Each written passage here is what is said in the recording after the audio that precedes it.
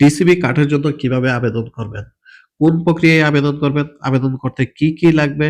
এবং একটি ফ্যামিলি কয়টি টিসিবি কার্ড নিতে পারবেন? এই পুরা বিস্তারিত জিনিসগুলো এই ভিডিওর মাধ্যমে জানতে পারবেন। তো ১ম এ আসেন যে টিসিবি কার্ডটা, এটা মূলত কি? তো এখানে দেখতে পাচ্ছেন টিসিবি স্মার্ট ফ্যামিলি কার্ড। এইটা মূলত সরকার যে ন্যায্য মূল্যে পণ্য সামগ্রী বিতরণ করে সেটার একটা প্রক্রিয়া। সাধারণত এটা যারা মধ্যবিত্ত ফ্যামিলি আছে তারা এই কার্ডটা দিয়ে থাকে। এইটার মাধ্যমে সরকারের নির্ধারিত পণ্য নির্ধারিত মূল্যে ক্রয় করতে পারেন। তো আপনি যদি এই ধরনের একটা টিসিবি ফ্যামিলি কার্ড নিতে চান বা পাইতে চান তাহলে আপনাকে আবেদন করতে হবে কোথায়? তো এখানে দেখেন যে অনলাইনে দেওয়া আছে যে আপনি এটা অনলাইনের মাধ্যমে আবেদন করতে পারবেন। তো নির্দিষ্ট পরিমাণ মেয়র, কাউন্সিলর এবং চেয়ারম্যানের কার্যালয় থেকে আবেদন করতে পারবেন। অর্থাৎ আপনি যদি ইউনিয়ন পরিষদে যান সেখান থেকে আবেদন করতে পারবেন অথবা মেয়র, কাউন্সিলর বা কাউন্সিলর এই ধরনের যে অফিসগুলো আছে সেইগুলো থেকে মূলত এটা আপনি আবেদন করতে পারবেন। এখন প্রশ্ন হলো এটা আবেদন করতে কয় টাকা ফি লাগে? মূলত এইটা এই টিসিবির কার্ডটা সম্পূর্ণভাবে ফ্রিতে দেওয়া হয়। এটা আবেদন করতে কোনো প্রকার সরকারি ফি নাই, কোনো প্রকার সরকারি ট্যাক্স বা চার্জ নেই।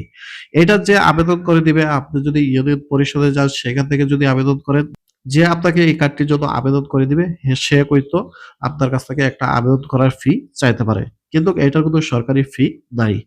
এখন প্রশ্ন হলো যে টিসিবি বা ফ্যামিলি কার্ড আপনি যদি নিবন্ধন করতে চান বা আবেদন করতে চান তাহলে আপনার ২ টি জিনিস লাগবে।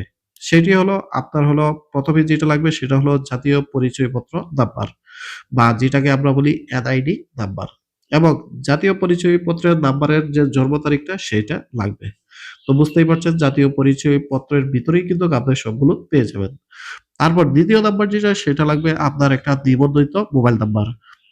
অর্থাৎ যার নামে টিসিবির কার্ডটি আবেদন করবেন তার এনআইডি দিয়ে দেওয়া একটি ফোন নাম্বার এখানে লাগবে।